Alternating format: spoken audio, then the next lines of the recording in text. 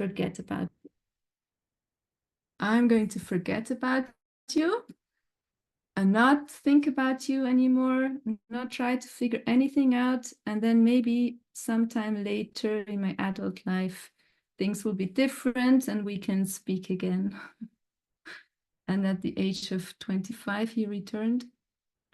And I think that's the day to celebrate. For me, that's the day to celebrate. Like taking birth 44 years ago, it was like a beginning of decline, becoming more and more disappointed about the world and about God and myself mainly. So when I turned 25 and God returned to my life, that feels like a day to celebrate. I started chanting the Jesus prayer, and a year later I started chanting the holy names of Krishna. Hare Krishna, Krishna Krishna, Hare Hare. Hare Rama, Rama Rama, Hare Hare. So I consider 26 my real birthday when I started chanting the holy names of Krishna, and like a new journey started in my relationship with God, in association of people, many of them in this association here, and in learning about Srila Prabhupada and reading his books, and like having my perspective of God opened in a way that I could guess that, okay, there's no mistake in this material existence, and there is no mistake that I took birth in a body called Anit Bonomo, and that there is a solution for all of that, and that God, he has different names. That was confirmed for me. He has different names. One of them is Krishna, and he's all loving, unconditional love, and the whole material existence is an expression of his love that doesn't force us to do anything, that gives us complete freedom. So I started to get interested in God again. I picked up the relationship and started to have conversations. And the main thing that happened for me was I got more and more understanding about my doubts. So this verse here, it feels perfect, because also the last weeks I went through a lot of doubts, self-doubts mainly, and then doubts about God, and realizing that I'm not 100% sure Krishna really means well with me. But there's still some doubts there. And this morning during japa, I made a decision. I actually my daughter, my younger daughter Noah, she gave me an advice a week ago. I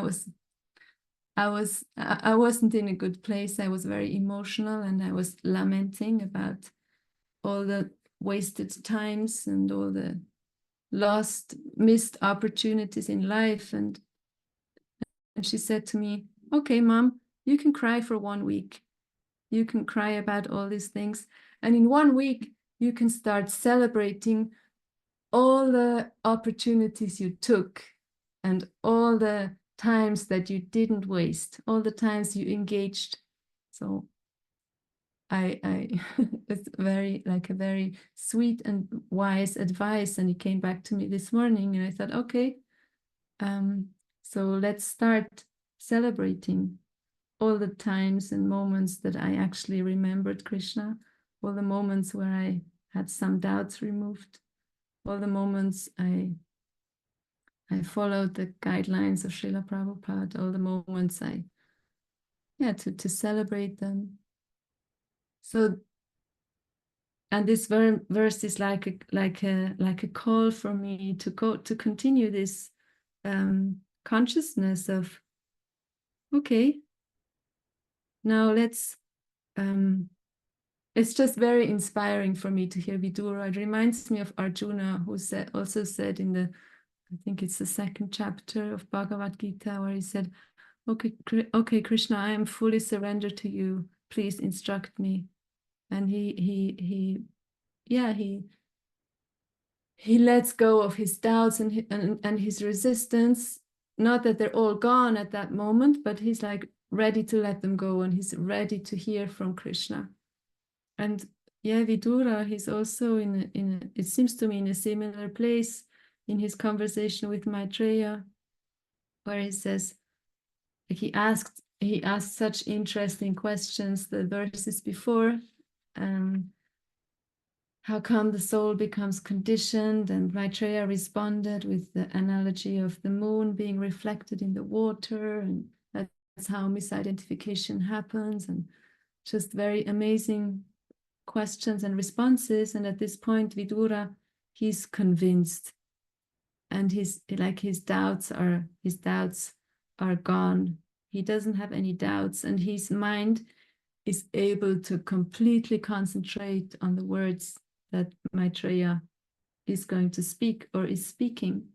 And it's going to lead, okay, I don't know if this word actually, if you use that in English. In German, we use spoilern. It means when you're reading an interesting book and you go to the end and you kind of spoil the adventure of reading, because you know the end of the story. So I did that. I went to the next verses, and Vidura is going to ask such amazing questions. Just reading his questions is like exciting and fulfilling. At least that was my experience. So yeah, doubts, that Vidura's doubts are removed. And yeah, just we're in the Bhagavad Gita reading group, we're just in chapter 6, where the mind is like the main character.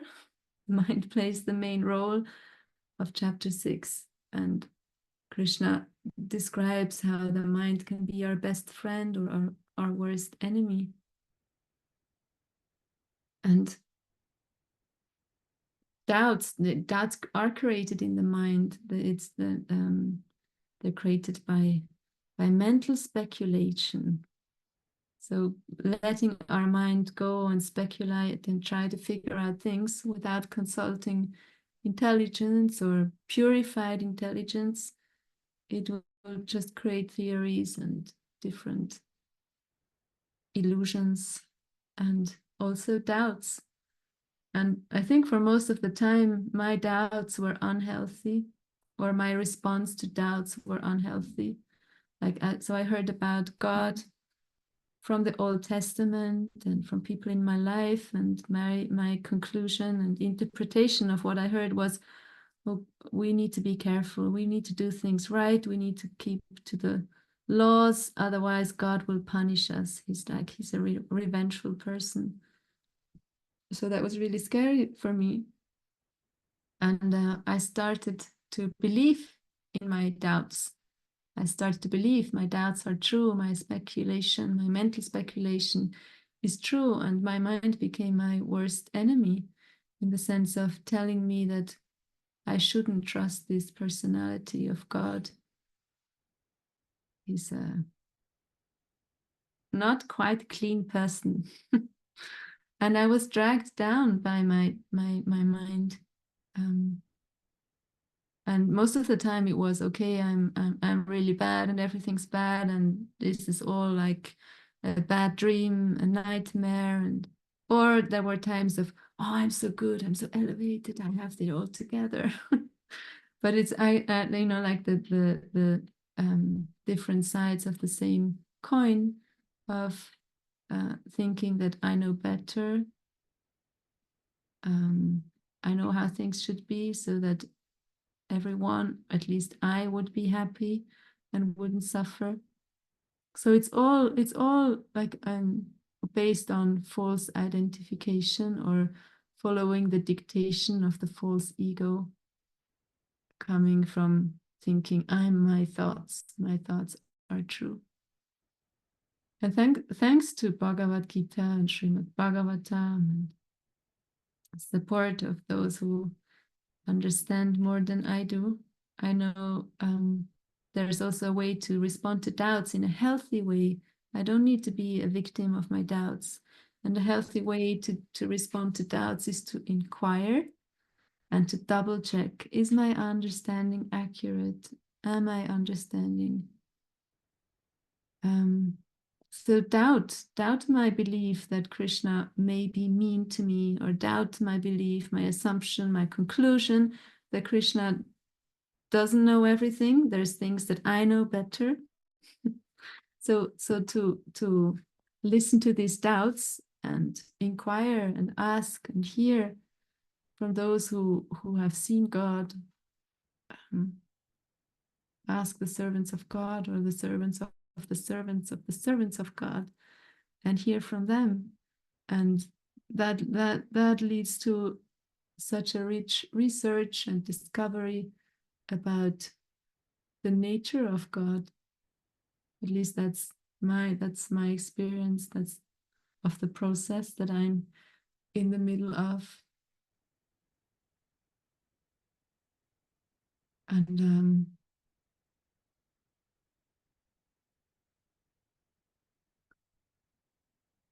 yeah, so hmm, that's, I think I will leave this for doubts. um, maybe another experience of my meditation about doubts and about the mind, what it all that the mind creates, and believing the mind. So recently I started to pray that my doubts are removed. I thought, okay, like Arjuna, he prays to Krishna, please remove my doubts. So maybe I could do that too. Maybe I could take that as an inspiration. And actually, I'm beginning to feel quite tired about these doubts about God, about Krishna, and our relationship. And I'd like to fully trust. I'd like to trust that this place, this world is a perfect place, and that everything is happening for me, like for my awakening, for my self-realization. And trusting that by serving Krishna with love and devotion, everything is going to be taken care of. Trust that, yeah, my experience at the kindergarten of being in a team where there's actually no basis of trust, at least for me, knowing that I can do my best. And if someone else is in a bad mood or needs a reason to vent or whatever, they might just choose me and do that about me. And to come to a place of trusting, okay, this is perfect. This is perfect purification for Anit Bonomo, to purify the pride in her heart and develop true humility. Something else that stood out for me in this verse is, and the purport is convincing words. When I read that, I read it a few times, trying to really like enter the situation here, apply some empathy. So Vidura speaking, and he's saying to Maitreya, "O powerful sage, my lord, all my doubts about the Supreme Personality of Godhead and the living entities have now been removed by your convincing words." So putting together what I think I know about personalities like Vidura and Maitreya, his words must be filled with so much love and appreciation and truthfulness, authenticity, very powerful, clear words. And they have an effect. They have a very strong effect. And Maitreya's words, they had the effect on Vidura that his doubts were removed. And convincing, other words that came to my mind was conviction and trust. So Vidura feels conviction, he feels full trust to hear from Maitreya. And I imagine Arjuna had a similar experience when he expressed in chapter 2 of Bhagavad Gita, now I am confused about my duty and have lost all composure because of miserly weakness. In this condition, I'm asking you to tell me for certain what is best for me. And then in this sentence, now I am your disciple, a soul surrendered unto you. Please instruct me. So he has complete trust. He has no other idea, no other thought or intention than to listen to what Lord Krishna has to say to him. And that seems to be Vidura's state of consciousness too. And I know when I hear someone share with conviction and trust and affection and generosity, it affects my heart. It pierces through my mind. It catches the attention of my mind. It happens to me when I listen to Srila Prabhupada's class, or even when I read his books. Reading them silently, it doesn't have the same effect as reading them loud. Sometimes I read it loud because the effect is different on my heart and my mind. And usually, like when I'm in a tortured state of mind, and I go to Srila Prabhupada's books, or I just listen to a few words, I immediately feel some peace. It's like some magic is happening. And then Vidura, he says, my mind is now perfectly entering into them. I didn't immediately understand what them means, what them refers to. I think it refers to the convincing words. That's my understanding. And when it made click that this is what he's saying, I felt really excited because concentration is something I struggle with sometimes. Like right now, I come from a completely different consciousness from the kindergarten, and I come back home and I'm going to give a class. So I want to be clear. I want to be present. I want to remember.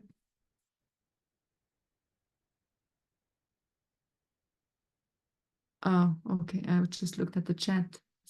Yeah, we're reading 3:7:15. I thought maybe you're not hearing me anymore. Oh. Yeah, so completely different place. And I come back home and it takes me a while to sink into, to understand. Like sometimes when I read and I think, well, nothing seems to stay, nothing seems to enter my consciousness that I can express in words. So here, the mind perfectly enters the words. It's so amazing. I love this expression. So to have the mind completely focused and it enters the words that are spoken. So it's not just something like some words that come and they go in one side and come out the other. No, like the mind like sinks into the words, enters into the words, and they are transcendental words.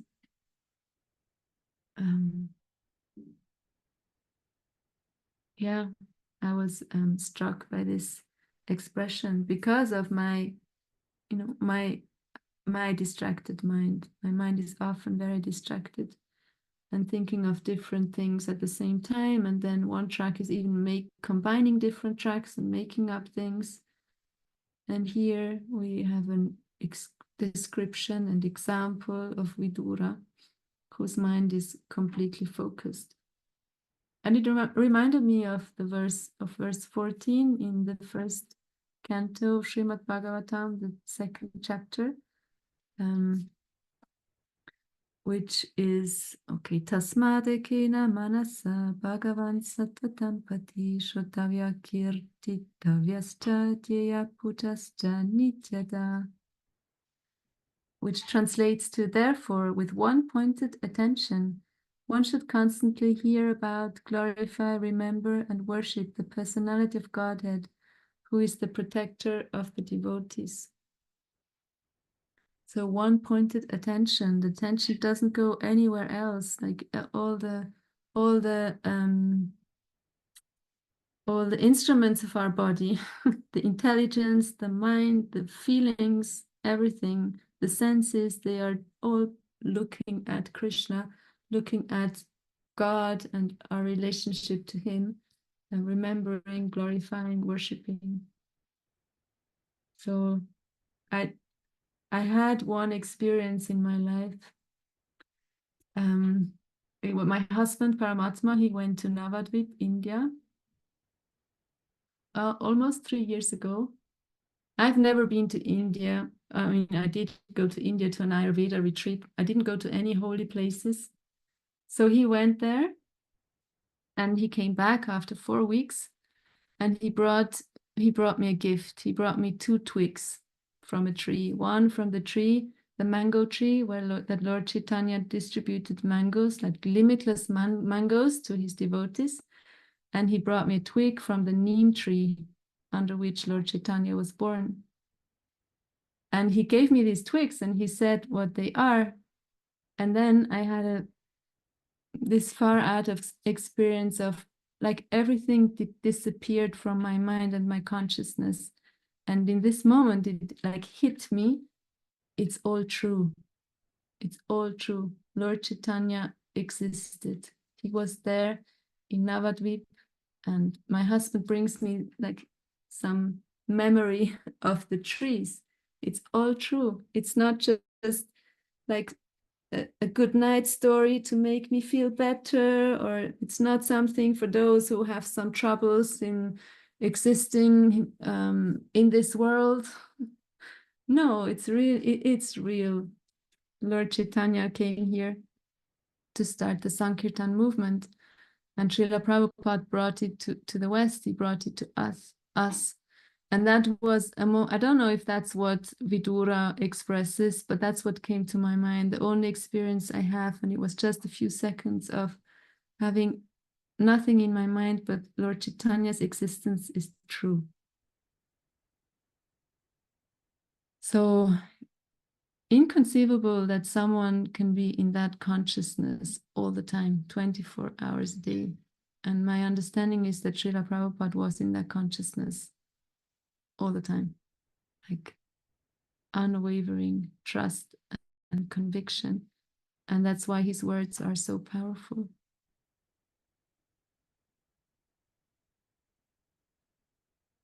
And so another part of the purport that really impressed me and got my attention is God is the predominator and Shiva is the predominated. I heard that as a child. In other words, God is the controller, God knows everything, he sees you, don't lie, don't steal, don't do anything unethical. God is going to see you and he's going to punish you.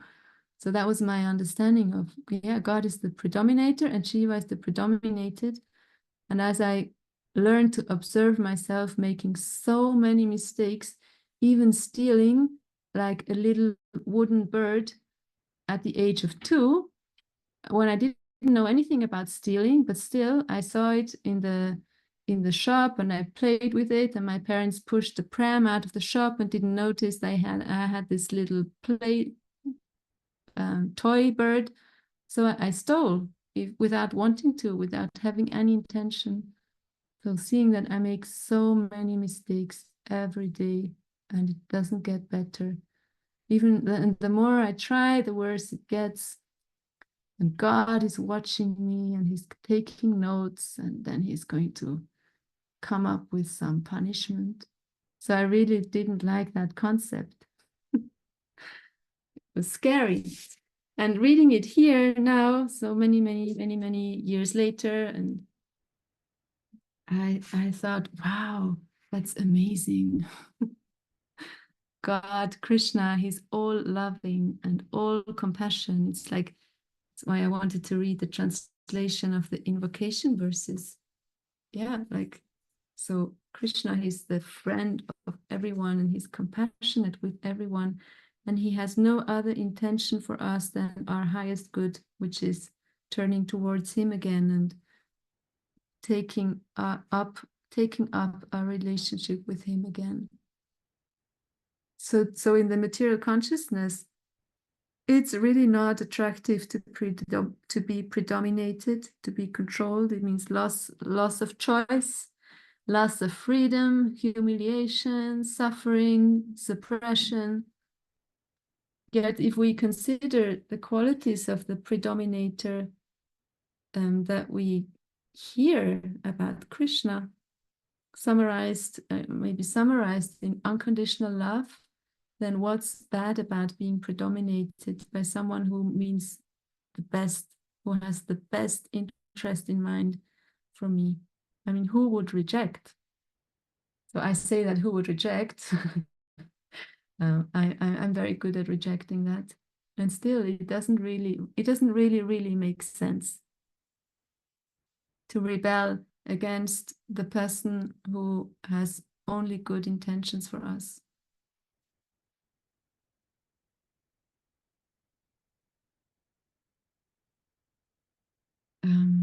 Yeah, there's so many things. Almost every word that Srila Prabhupada's comments,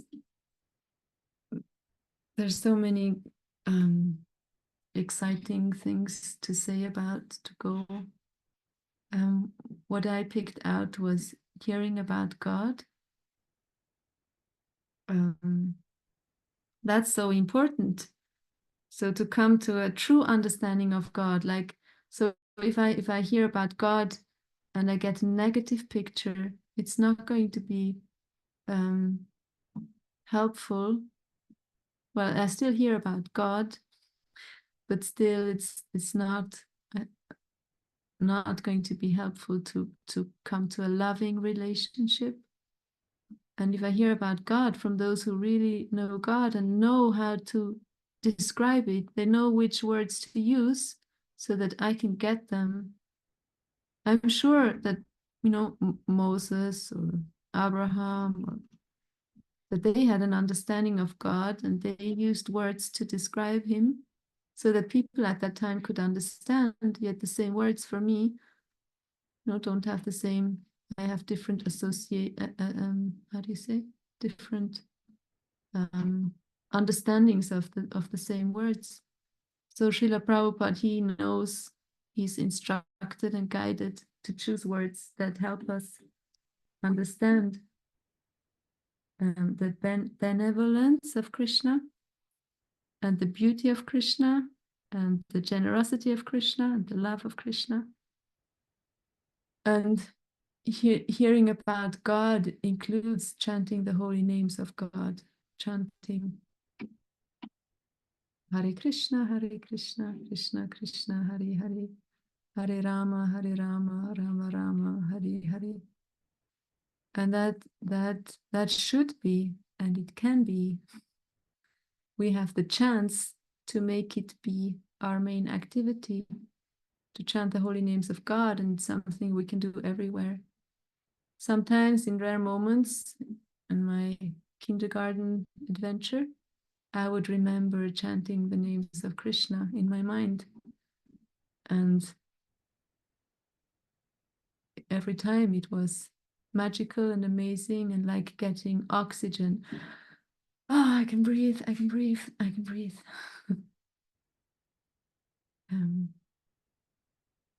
And anything that we do, I remember taking a vow just for myself without telling anyone.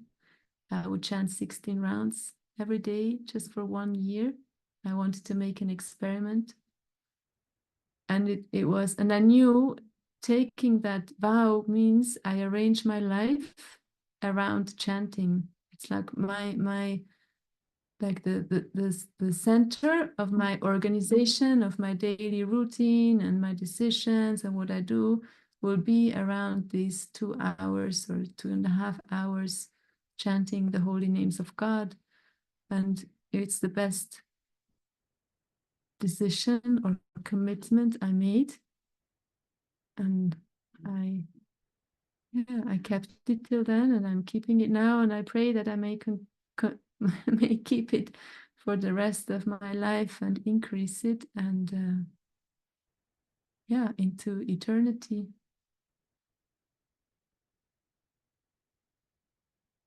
We hear that Krishna and his pastimes, they're all present in the holy names. So all the invocation verses, all the personalities that are mentioned there, the Goswamis and Lalita and Vishaka and Srimati Radharani, Krishna and all the Vaishnav devotees of the Lord, Chaitanya Nityananda, they're all present in the holy names. And it's not about having a great mind to understand and to memorize. It's about chanting them with conviction and hearing them with trust. And then all of that will be revealed to us. That's a promise we get. It's a promise I mainly hear from Srila Prabhupada, the promise when we chant with faith and conviction and hear in the same mood, everything is going to be revealed to us. We will know Krishna in full, everything that we need to know. So that's, for me, that's very soothing with my Kali Yuga mind, the Kali Yuga memory. It's soothing to know, okay, knowing God. And knowing God, my understanding of that is when I know God, I will love him automatically. I will not have a choice anymore to not love him or to doubt him. When I meet Krishna, when I see him, I'm going to love him. I'm going to want to not leaving him and spend time with him and serve him and see him happy. And all of that is not dependent on the condition of my body.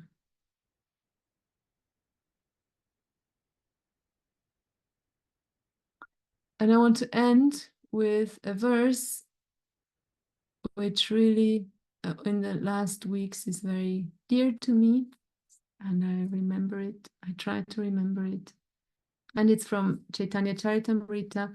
It was written by Rupa Goswami, and he says, I do not know how much nectar the two syllables Krishna have produced. When the holy name of Krishna is chanted, it appears to dance within the mouth. We then desire many, many mouths. When that name enters the holes of the ears, we desire many millions of ears. And when the holy name dances in the courtyard of the heart, it conquers the activities of the mind, and therefore all the senses become inert. Hare Krishna. Thank you for listening and giving me an opportunity to share. I'm curious to hear your, or maybe I'll read the verse again, and then we can open up for discussions and sharings, and very eager to hear your experience. That's the most nectarian part for me, the exchange at the end. So the verse is Vidura uvacha sanchina samshayo mayam tava shukta sina vibo upayatra pi bhagavan manome sampratavati. Vidura said, O powerful sage, my lord, all my doubts about the Supreme Personality of Godhead and the living entities have now been removed by your convincing words. My mind is now perfectly entering into them. Hare Krishna.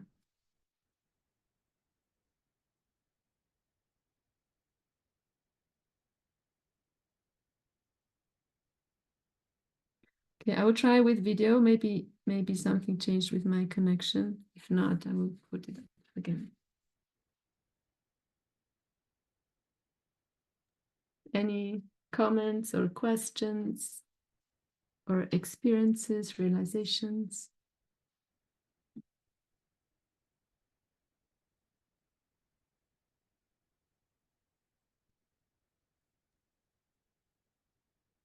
Hare Krishna, Anandini. Thank you for your class and for sharing. I'm wondering if you paid your daughter a substantial coaching fee. Sounds like she provided excellent coaching for you. I'm reminded of a saying I've heard attributed to Mark Twain. He said, the two most important days of your life are the day you were born and the day you discover why. Your story reminded me of that. And what you share, it's so consistent with what we hear in the Shastra. So, of course, birthday. And in an important sense, a birthday is really nothing special. All the living entities, just billions and billions, in human form, in animal form, in plant form, and maybe just like there's birthdays, just trillions every second, nothing special.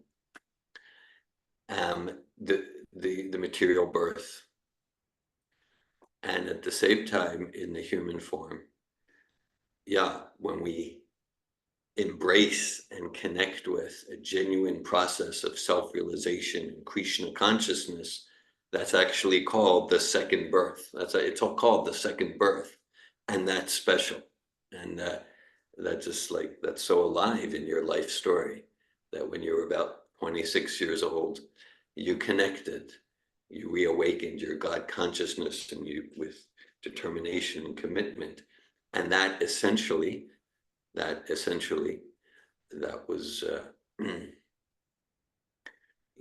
so that was your initiation. Of course, years later, about 10 years later, you had the formal ceremony, which is also a transcendental celebration of affirmation and strength and commitment to the Krishna conscious path. At the same time, the essence of initiation is you started chanting Hare Krishna. That's the essence of initiation. It's described that there's so many places in Chaitanya Charitamrita. There's a pastime with Lord Chaitanya and some who identified as Buddhists, and anyhow, it's a whole story. But at one point, the Buddhist followers they started chanting Hare Krishna, and it's described Lord Chaitanya initiated them simply by that holy name. So he got initiated by Srila Prabhupada. He's giving the holy name around the world, and then that's actually the second birth, and that's special. That's special because that's not available in the other species. That's not available in the other species. So I'm very moved by your humble narration of your life story, and and just in what you shared towards the end, I'm reminded of the first seed verse of Bhagavad Gita, chapter 10, text 8, Aham sarvasya prabhavo mata sarvam pravartate, iti matva bhajante mam buddha bhava samanvita.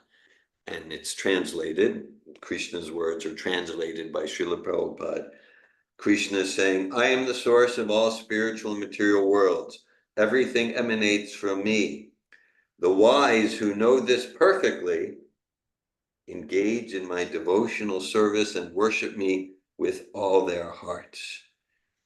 So just that you're saying, like, from knowledge, we can have knowledge and scholarship, wisdom, and then that leads to loving, heartfelt devotion. Hare Krishna. Thank you, Anandini.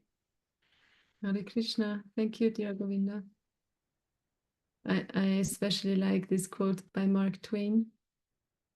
Okay, when we're born, but like more the more celebration is when we understand why.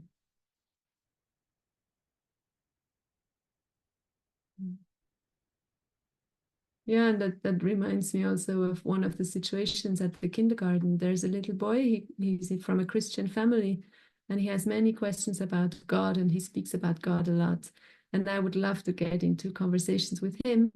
And my teammate, yeah, like she's an atheist. She doesn't want anyone to talk about God, and she would stop him from talking about God. And for me, it was very painful because I thought, like, he's the most intelligent boy in this group. He's asking questions about, why am I here? What's the meaning? And yeah, it's painful for me because I think every child should be encouraged and given the space to ask these questions. Yeah, very, very inspiring to hear about him and his natural awakening, and painful and sad just to hear about the how that's oppressed and shut down within the so-called educational system. Yes. I'm reminded by a quote by Albert Einstein. He said, it's it's it's a miracle that curiosity survives education. Yes. All right. Thank you, Hare Krishna. I see on chat, Parampara wrote, thank you, Anandini, for revealing your birthday class, pastimes, and activities. Hare Krishna. Thank you, Parampara, for your comment. Krishna, Ladini? thank you for your birthday special class. I came for that. And well, I was like moved many times, but I don't remember any of them because I'm forgetful very much. What I remember is like, wow, Annette was called Bonomo already when she was born. That's interesting. So I will ask you privately somewhere later how that comes. So but just to make the point, what I remember from your class. And well, I really like the connection you made between Vidura and Arjuna, like how it's like the similarity of the doubts being dispelled by speaking with a self-realized personality. And I'm in question about this, like, okay, so Vidura, he's a self-realized soul, he's a pure devotee, he's a son of Vyasadeva, he is given the benediction of being like a great scholar and a vice personality of the age. And then he goes to Maitreya, because he goes to the pilgrimage. It's like the pastime of the pilgrimage to find a saintly person and inquire. And it seems to me that he's inquiring about things that he already knows. And that's the question I have. I mean, it might be that no one really knows anything enough, but it's like, okay, so there are things that I think I know, and I don't ask them because so yeah, what are your thoughts about this, like inquiring, even though there is maybe already knowledge, or maybe they are so humble that they think they don't know, or what's happening there? Okay, thank you, Ladini, for your question and your comment. I can relate to not remembering. So, and my understanding is that the important thing is to be moved in our heart and to remember that. If I remembered by what I was moved, I could repeat it to myself and be moved again. Well, I did think about that point too. And Srila Prabhupada, he says like the science of Krishna or the science of God and the living entities is so subtle that even a personality like Vidura has to consult persons like the sage Maitreya. So he comments on that too. And I was okay, more about my day today. I came home from kindergarten and Anuk cooked lunch. So I had lunch with Anuk and my husband was getting ready to go to work. And so I said, I really need some help with preparing for this class. Can I tell you about the verse and the purport and what I'm thinking about? And we ended up having a discussion about Vidura. How come Vidura goes to Maitreya? Like Vidura, he is he's Yamaraj, the Lord of Death. like a very intimate servant of Krishna. He is taking a holiday from being Maharaj, from Yamaraj. Maybe for him it's a few minutes, I don't know. For us, it's a few years. And he's wandering around, like he's you know, he's on a big pilgrimage. He's going like on a pilgrim through the universe to visit Lord Krishna and spend some time with him and be in that, like be in the place where Krishna's pastimes take place. So yeah, why does he need to hear from Maitreya? And we didn't have a conclusion. But the thoughts that or points we were speaking about was, well, maybe it's like an instruction for us to be really aware and awake how strong Maya is. Like she can cover the consciousness of anyone, not anyone, but like she's really, really powerful. And even someone who's as elevated as Vidura, like being too close to Maya, he can get just some little, I don't know, covering of his full clarity of the reality of Krishna. I don't know, maybe maybe this is completely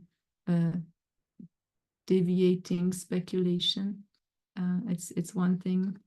And another thing was that it's like Arjuna speaking to Krishna. It's a pastime, that's an instruction for us, conditioned souls, like because Vidura is so elevated, his questions are so elevated and reveals to us a totally other dimension of questions that we can ask, and then hearing Maitreya respond. So for us, also as an instruction, and for the pleasure of Vidura and Maitreya, because I imagine they are both in ecstasy having these conversations, associating with each other. So these are some thoughts I had or that came up in our conversation. Maybe others have a different, maybe there's other understandings or realizations in this group here. Thank you. Would you recommend to ask questions for the sake of practicing to put up a right question and then be open to what new comes through the response? Or through I'm not sure I understand your question. Would I recommend asking questions? Yeah, asking questions, maybe I'm in the place of I know that.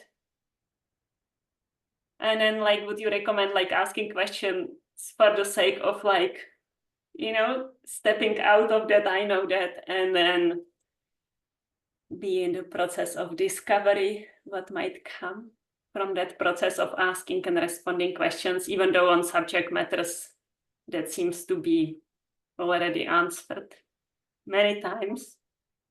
Well, you ask if I recommend this. I think I recommend for myself and others to be in this spirit of discovery all the time, and always awake that perhaps my understanding is not complete or wrong, that I can be corrected and I can come to a more complete understanding, which will lead to more service, deeper love, deeper surrender. So yes, and if it's asking when you at first expressed, I was just reminded of questions teachers ask, and they will ask until the student has the right response that is aligned with the teacher's opinion. So these kind of questions I wouldn't recommend. Yeah, does that respond to your question? Nadini. Yes, thank you. Hare Krishna. Hare Krishna.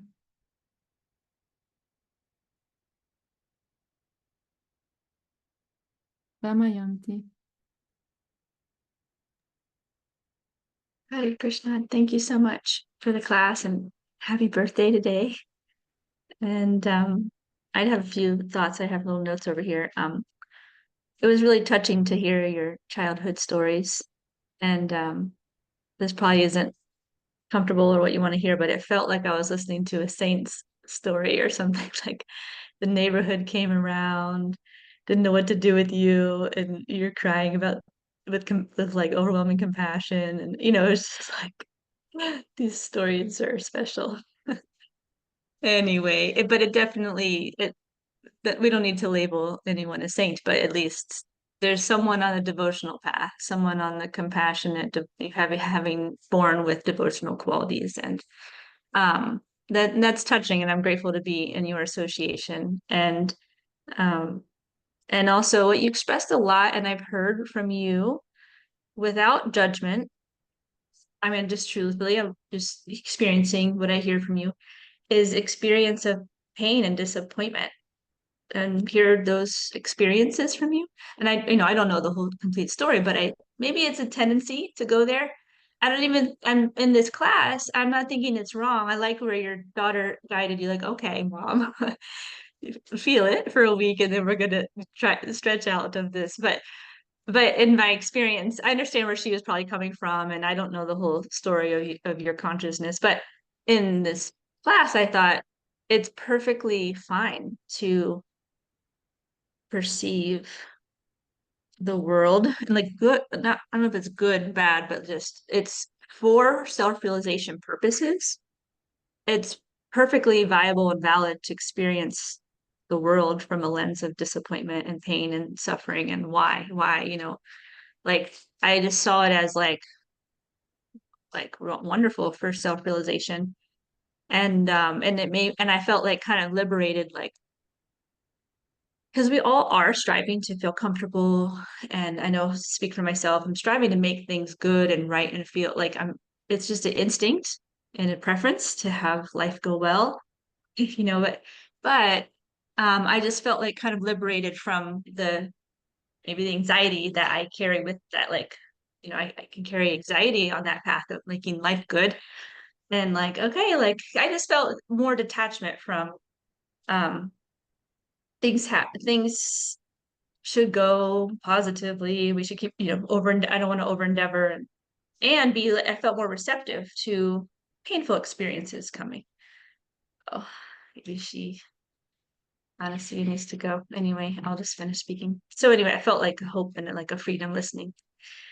And so two more things. I just want to say that I liked what you said about what to do with doubt, which is inquire and then double check that I understood the answer. And it was like it feels like a way forward. Like I like your response, like, okay, there's a way forward through doubt. And one more comment, if you don't mind. Because we were just speaking about asking questions and something came to mind. I thought to share. I was really fascinated by something I saw recently, and this may be like hopefully not degrading anyone's, I saw a podcast interview with this high level physicist, mathematician, went through all the PhDs and peer reviewed and like all these articles. And he came on the podcast to help this man who's famous already. The famous man, I don't know, I didn't know him before I saw it, but he went on the podcast previously. So basically it was like a follow-up podcast with this famous actor who always had a very mathematical, scientific mind. And he had these dreams since childhood where an angel showed him all these truths about physics and math. But he came onto the scene in the public sphere and went viral with what he's saying. And it's like everyone in the math and science field is just totally not accepting him. But interestingly, he's happy to speak with any scientist. He's actually humble. So he's coming on and saying things that are kind of turning math and science upside down. And maybe it's not accurate at all, but that's what he is seeing. And he's innocently saying, this is what I'm seeing about electromagnetism and gravity. And he's presenting this different reality and he believes in it. And he's come up with some cool things, but according to the scientists who came to correct him, it was like 3 hours. I didn't watch the whole thing, but it was like 3 hours of correcting this person who doesn't have knowledge. And the person who's presenting himself as a teacher showed up as a student. He kept trying to teach instead of listen. And then the scientist was like, no, you keep trying to teach us, but no one's going to you're not going to get any conversations with scientists and scientific community. If you keep teaching, you need to really be a student. He's like, okay. And so he was basically like shut down for 3 hours and humbly listened. He listened the whole time to the scientist and was like, thank you for talking to me. And it was just really fascinating. And I don't know what the lesson is. Like, you can have your own thoughts, but still check with authority. And maybe you do have something brilliant to bring to humanity. And then there's a humbling process of going to authorities and, you know, anyway, I don't know where that's going, but just that I was fascinated by the humble, like being able to take on that humble student role, despite being really sure of yourself. And he did that publicly, and it's just fascinating. Anyway, thank you. Hare Krishna. Thank you, Damayanti, for sharing your experience of my class and how it affected you and your additional comments. It's interesting, the last thing you shared about the scientist. Recently, someone said to me, like, what makes a teacher like excellent is when the teacher considers himself a student. And so I'm reminded of that. I really like that. And also, yesterday I was reading a drama with 3 teenagers. It's written by a Swiss, like it's a classical Swiss literature. So we were reading it, and it's about 3 scientists who, so to make sure that their discovery isn't spread in the world because it will do a lot of damage, they go to the psychiatry and they pretend to be crazy. And one of them, like, he has King Solomon appear to him, and it's just like, and it led, like, this whole discussion about, it led to, reading this drama led to a discussion about science, and with these young people who are like really curious about, what's happening in the world, and is it beneficial or not, and they have many questions. And I asked them the question, what do you think of this statement, like that the only thing that humanity is missing is God consciousness? And so they had a conversation about it, and we didn't come to any like clear response. And they came to my home, and then I took them to the train station because they wanted to go home. And there was a huge advertisement, like oversized advertisement at the station, which said, wisdom starts when we begin to have respect for God. And they were looking at it and they said, maybe that statement is true. So, okay, it's a little bit off tangent of what you were sharing, and still I thought it was interesting, this science. And then what you share about accepting the misery, that's in my words, but accepting that the life is miserable, like the disappointment. I maybe, dear Govinda, you can quote the verse.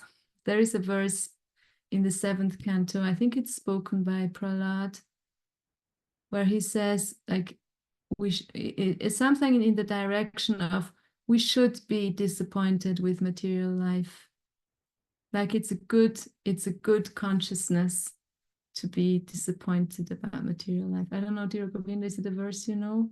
I don't have any any other idea, then it's somewhere there in Srimad Bhagavatam. But it's there as a good basis to develop our Krishna consciousness.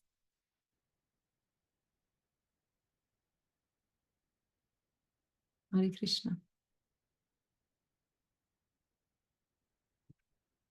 Okay, there's some comments or some chat I will read. Anasuya, Hare Krishna. Anasuya is not here anymore. Happy birthday. I'm so grateful to be present during your class. Wishing you well in your continued curiosity about Krishna. Kelly, deeply appreciating your heartfelt, vulnerable, honest class. Thank you. And Charlene, they all left. Thank you for your class today, Anandini. I'm inspired to hear your realization about Lord Chaitanya being real. I experienced some doubt dissolving within me, leaving with gratitude. Hare Krishna. I think just before they left, they expressed appreciation in a spirit of happy birthday. Hare Krishna. I appreciate the discussion. Yeah, and I appreciated the exchange about questions, because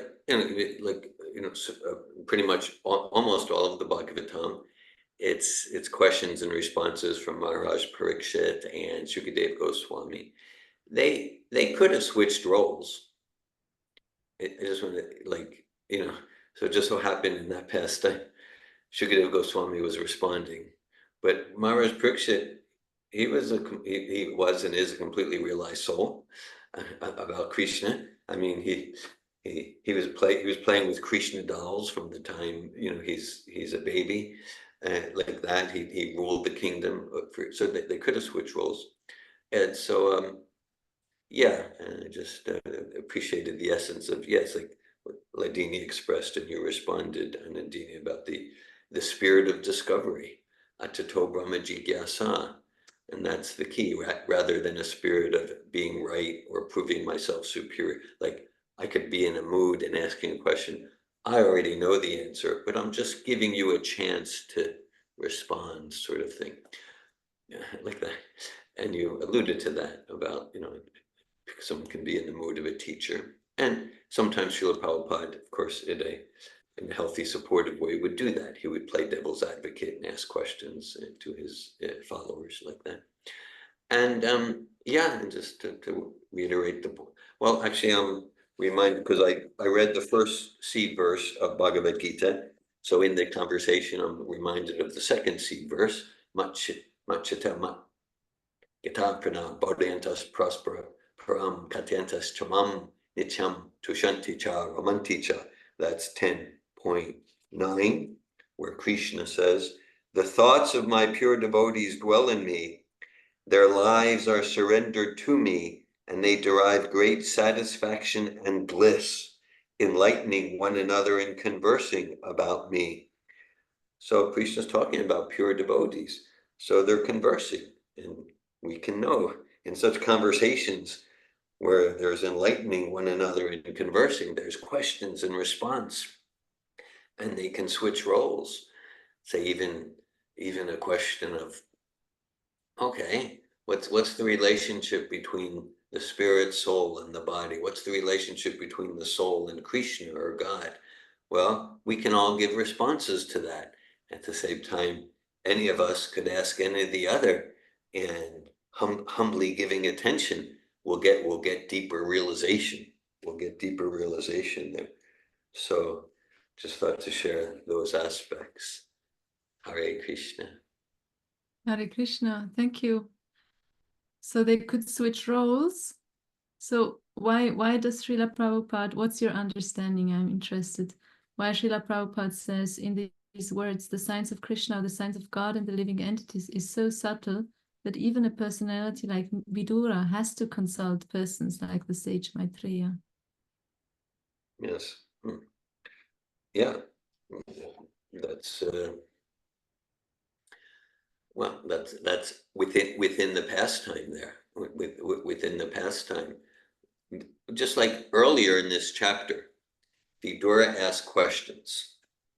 Earlier in the chapter, Vidura asked questions, and then there's a section where Maitreya, at first, he's like, yeah, so then, okay. Then, so text 8, Sri Shukadev Goswami said, "O king, Maitreya, being thus agitated by the inquisitive Vidura, at first seemed astonished, but then he replied to him without hesitation, since he was fully God conscious." So we're talking about the consciousness of Maitreya there.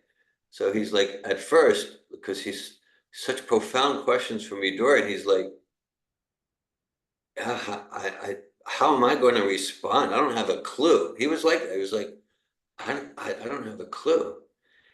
And then at the same time, it says without hesitation. And so Prabhupada writes, as a devotee, he externally expressed surprise, as if he did not know how to reply to those questions.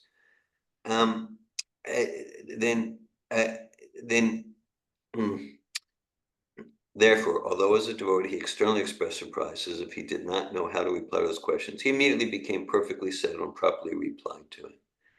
So anyone who is a devotee of the Lord knows about the Lord to some extent, and devotional service to the Lord makes him able to know everything by the grace of the Lord. Although devotee may apparently express himself to be ignorant, he is full of knowledge in every intricate matter.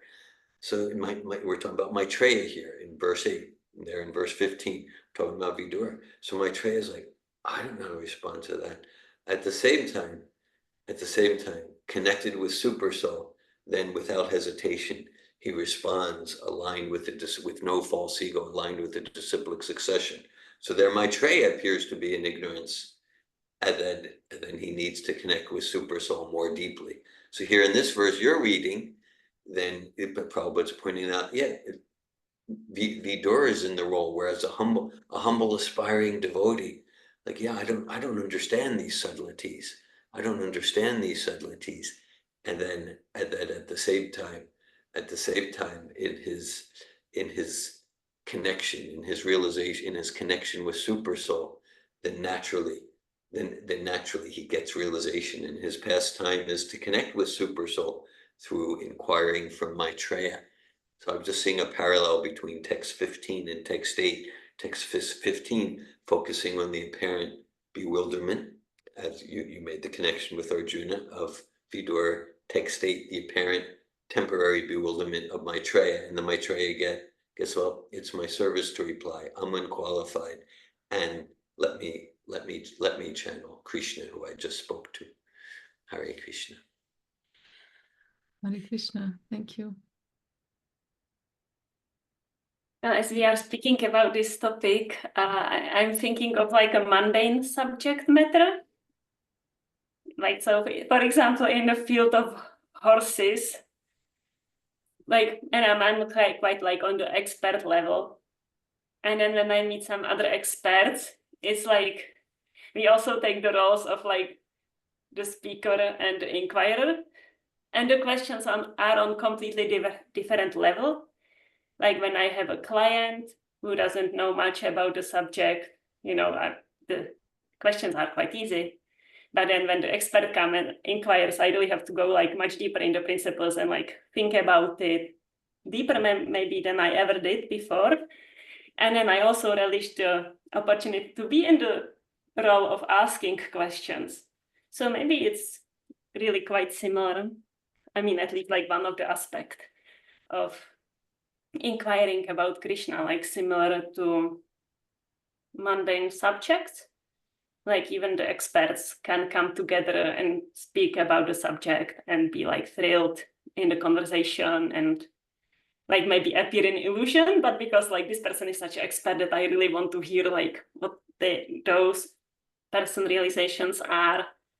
And it doesn't mean that I know nothing about it, but it's just like that opportunity to hear from someone who knows a lot. So it just came to my mind as you are speaking. Yeah, thank you, Ladini, and also dear Govinda. When I hear both of your comments, what comes to me is that like the knowledge of Krishna is always new and it's limitless. Like we can never come to an end of now I know everything. And that like this process continues eternally. So Vidura asking questions, or Maitreya, or like anyone could be asking the questions, because there's always more and more to discover and new connections to make, and we can never know everything about Krishna. He doesn't even seem to know everything about himself. So.